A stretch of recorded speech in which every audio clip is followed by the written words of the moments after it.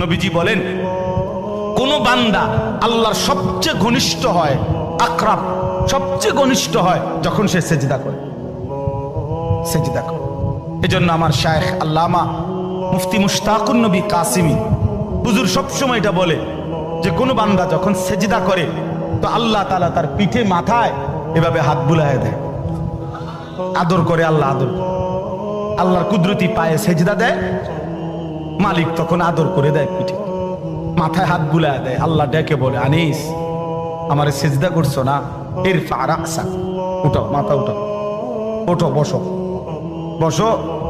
আর কিছু বলবা কিনা বলো। তো বান্দা বলে, আত্তাহিয়াতু লিল্লাহি ওয়াস সালাওয়াতু ওয়াত তাইয়্যিবাত। আল্লাহ বলে, আচ্ছা আমার প্রশংসা করলাম, খুশি হলাম, আর কিছু? আল্লাহুম্মা সাল্লি আলা মুহাম্মদ ওয়া আলা আলি মুহাম্মদ। ও মাশাআল্লাহ, আমার বন্ধুর প্রশংসা করলা, দুরূদ পড়লা, আমি এত খুশি হলাম, এখন কিছু আর বলবা? তো বান্দা বলে, আল্লাহ সেজদা দিয়ে আপনার কাছে আসলাম, আপনার প্রশংসা করলাম, আপনার বন্ধুর দুরূদ পড়লাম, একটা উদ্দেশ্য আছে, মাকসাদ আছে। কি মাকসাদ, কি উদ্দেশ্য? আল্লাহুম্মা ইন্নী যালামতু নাফসি যুলমান কাসীরা। আয় মাওলা, আমি বড় নাফরমান মাওলা, আমার গুনাহ অনেক বেশি মাওলা, আর আমি জানি ওয়ালা ইয়াগফিরুয যুনুবা ইল্লা আনতা, আপনি ছাড়া আর মাফ করার কেউ নাই। এই জন্য আপনার এত কাছে আসলাম, আপনার স্পর্শ পেলাম, আপনার বড় আকরাব, ঘনিষ্ঠ হলাম।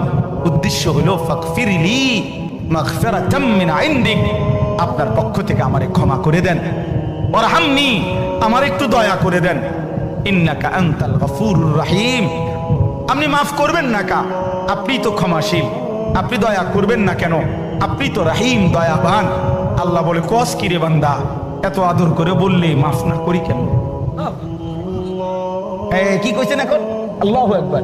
এই জন্য বান্দা যখন সালাম ফিরায় এই ডানে বামে, তখনই একবার কি পড়ে, অর্থাৎ উদ্দেশ্য হলো সে সালাম ফিরাইয়াই আল্লাহু আকবার বলে, অর্থ বলে আর মানুষের জানায়, ভাই সাহেব আল্লাহ বহুত বড় মহান, উনি আমার মাফ করে দিচ্ছে।